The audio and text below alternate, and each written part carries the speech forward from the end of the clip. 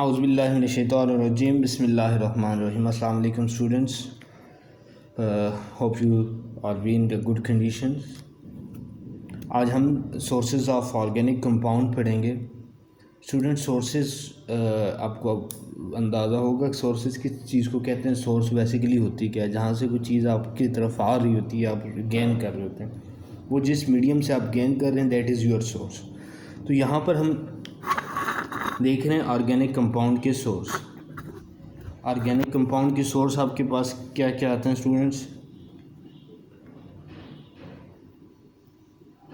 Major जो आपके पास alkanes हैं उनके सोर्सेज हैं कोल, नेचुरल गैस, पेट्रोलियम और लिविंग ऑर्गेनिज्म। अब सबसे पहले आपके पास बच्चों कोल आता है। कोल क्या है? Main source of organic compound है आपके पास। जब कोल को आप हीट करते हैं in the absence of air और हाई टेम्परेचर होता है, तो ये कोल किस में? कोल गैस में, कोल तार और कोक में कन्वर्जन होती है। इस प्रोसेस को आप क्या कहते हैं? Destructive distillation. मैं दोबारा रिपीट करता हूँ कि जब आप कोल को हीट करते हैं in the absence of air, coal को हीट करते हैं हवा ना हो तो और टेम्परेचर हाई हो, तो जो आपके पास बच्चों कोल है वो किस में कन्वर्ट हो जाता है? कोल गैस, कोल तार और कोक में। इस प्रोसेस को बच्चों आप कहते हैं destructive distillation. Coal is also used as solid fuel. You all are familiar with this के कैसे आप इसको यूज़ करते हैं हीटिंग पर्पसेस के लिए। डिफरेंट इंडस्ट्रियल यूनिट्स में आप इसको यूज़ करते हैं एज अ सॉलिड फ्यूल। उसके बाद कोल जो है आपके पास, इसमें मीथेन होती है। मीथेन बच्चों जो आपकी घरों में इस्तेमाल होने वाली गैस है CH4, दैट इज़ जो आप यूज़ करते हैं। Hydrogen and carbon monoxide gases. It is mainly used in fuel, it is mainly used as a fuel in the industry। उसके बाद आपके पास कोल तार जो है वो क्या है? Main source of organic compound है।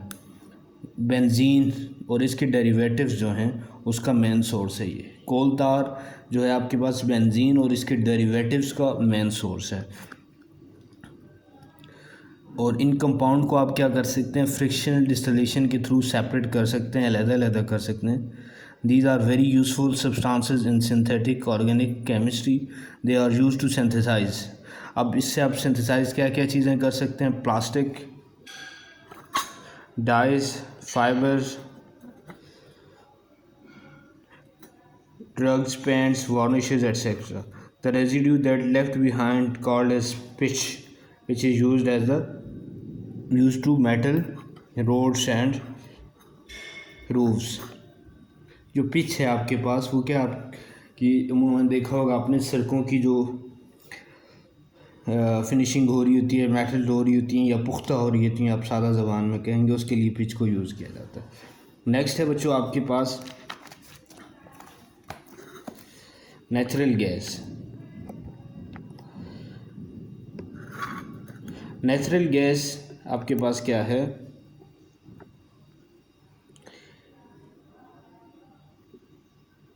Is a mixture of low boiling hydrocarbons. Natural gas आपके पास ऐसे तमाम हाइड्रोकार्बन का मिक्सचर होती है जिनका बॉइलिंग पॉइंट लो होता है।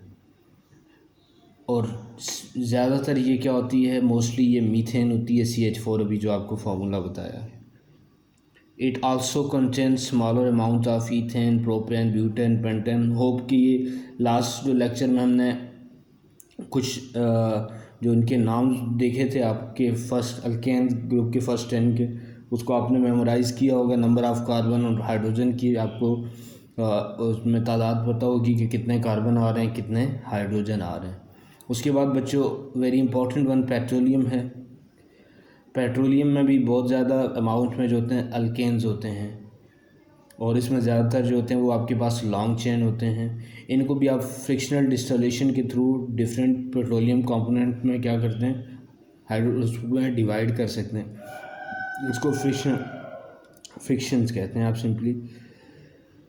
उसके बाद आपके पास आता है can you name these fractions. Each fraction is not a pure compound but mixture of different compound that boil in a certain range of temperature. ये 16.4 में आप आगे इसको फर्दर देखेंगे। उसके बाद लिविंग ऑर्गेनिज्म ऑर्गेनिज्म है, ज़ाहिर है ये बहुत इंपॉर्टेंट सोर्स है, one of the major source of the organic compound है। Living many important organic compounds such as protein, fats, carbohydrates, vitamins, drugs and medicines are obtained from the plants and animals. उसके बाद है synthesis in laboratory. Over 10 million organic compounds have been prepared in the laboratory. They are used in medicine, cosmetics, paints, fertilizers, detergents, etc. फिर बच्चों आ जाते हैं आपके पास uses of organic compound. अब इसके सोर्सेज तो आपने पढ़ लिए, आपके क्या क्या इसके सोर्सेज हैं, कहाँ कहाँ से ये आपको हासिल होते हैं। उसके बाद सवाल ये आता है कि ये यूज़ कहाँ करते हैं आप इसको।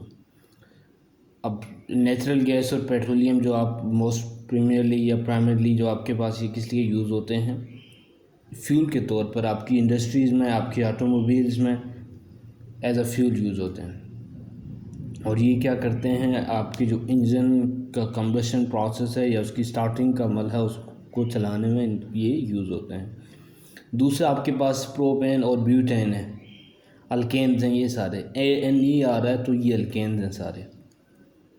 ये क्या आप यूज़ करते हैं, which are gases obtained from the natural gases and are widely available as liquid fuel cylinders. LPG जो आप घरों में यूज़ करते हैं, liquid petroleum gas, LPG stands for liquid petroleum gas. उसके बाद ethylene is the major starting material for the manufacturing of organic chemicals and products such as polyethylene. Plastic है आपके पास, इथाइल अल्कोहल है, एसिटिक एसिड है, ethylene है, glycol है, anti freezing agents हैं। एसिटाइलिन जो है आपके पास वो क्या होता है, ऑक्सी एसिटाइलिन, वेल्डिंग और कटिंग में मेटल्स की यूज़ होता है।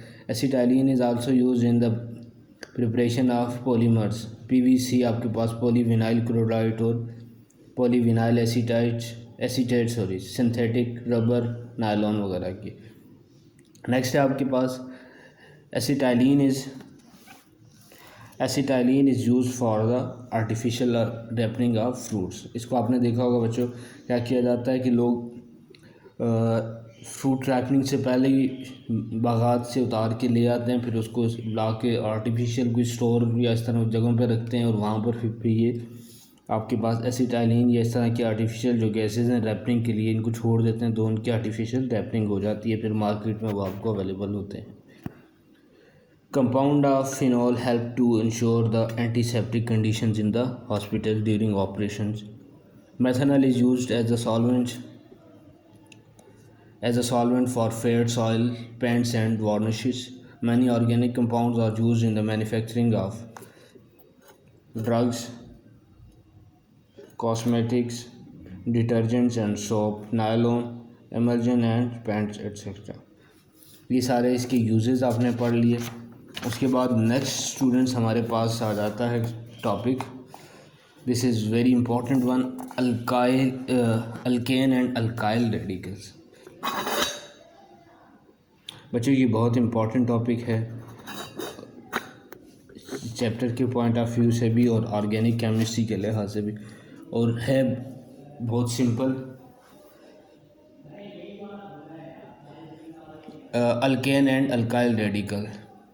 Alkane is a hydrocarbon that contains single bond. बच्चों ये तीन क्लासेस हैं, अल्केन्स, अल्कीन, ANE। यहाँ पे डिफरेंस इसका आएगा, ANE आ रहा है तो ये सिंगल बॉन्ड है, ENE आ रहा है तो ये डबल बॉन्ड है, और YNE आ रहा है तो ये ट्रिपल बॉन्ड है।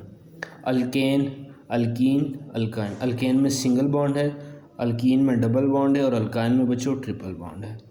अच्छा, अब हम अल्केन और अल्काइल रेडिकल पढ़ते हैं। अल्केन्स के लिए बच्चों आपको पता है पहली बात कि इनमें सिंगल बॉन्ड होता है और इनका जनरल फार्मूला है आपके पास CN, मैं लिख देता हूँ यहाँ पे, CnH2n+2, CnH2n+2 इसका जनरल फार्मूला है।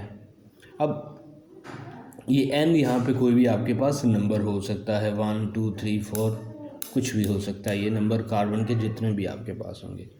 अगली बात हम करते हैं कि अल्काइल रेडिकल्स क्या होते हैं, तो डेफिनेशन को देख लेते हैं। Alkyl radical is a group of atom obtained by removing one hydrogen atom from the alkane.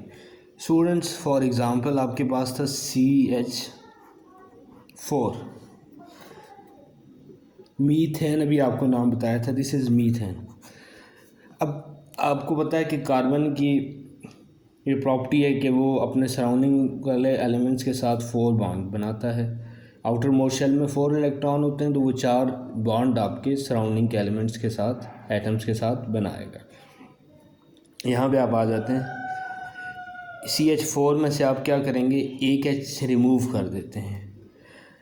अगर अल्केन में से एक हाइड्रोजन आप रिमूव कर देते हैं तो वो आपके पास क्या बन जाता है, अल्काइल रेडिकल बन जाता है। क्या बनता है, अल्काइल रेडिकल। और इसकी जगह पे आप क्या, ये R का सिंबल लगा देते हैं।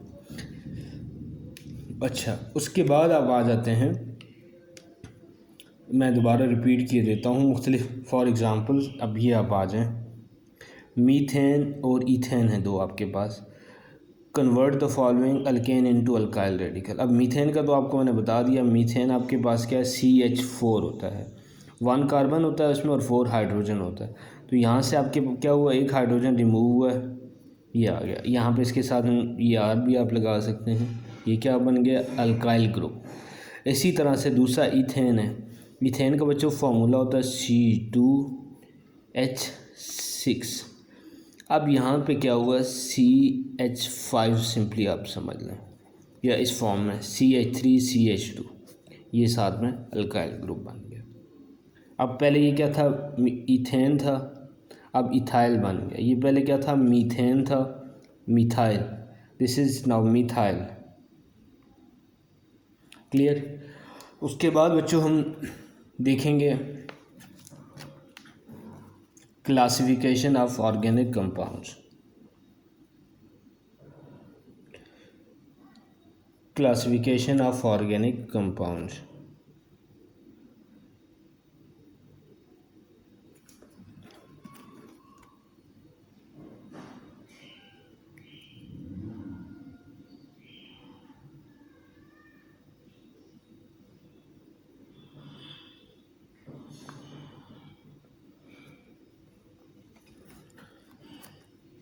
Classification of organic compounds.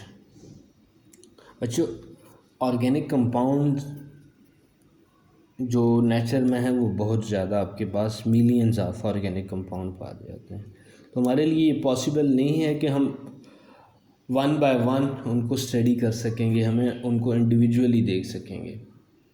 इसको हमने आसान करने के लिए उनको ग्रुप्स और सब ग्रुप्स में डिवाइड किया है, so that we can study them easily. इसके लिए बच्चों हम क्या करते हैं, इनको 2 ग्रुप्स में ब्रॉडली क्या करते हैं, डिवाइड करते हैं। एक आपके पास आ जाता है open chain compounds, open chain या एलिसाइक्लिक कंपाउंड्स, ओपन चेन या एलिसाइक्लिक कंपाउंड। और दूसरे बच्चों आपके पास आ जाते हैं क्लोज चेन या साइक्लिक कंपाउंड्स। 2 डिवीजन्स हैं, उसके इनके रिगार्डिंग हम इसको स्टडी करेंगे। ओपन चेन कंपाउंड में बच्चों आप देखेंगे compound that contain 1 open chain of carbon atom. ये आप देखें compound that contain an open chain of carbon atom. यहाँ पे आप देख लें ओपन चेन है आपके पास, प्रोपेन, ब्यूटेन। अब ब्यूटेन की सेंट्रल पोजीशन पे ये आपके पास CH ग्रुप और इसके साथ क्या आपकी एक आपके पास अल्काइल ग्रुप अटैच है यहाँ पर, इसको आइसो कहेंगे।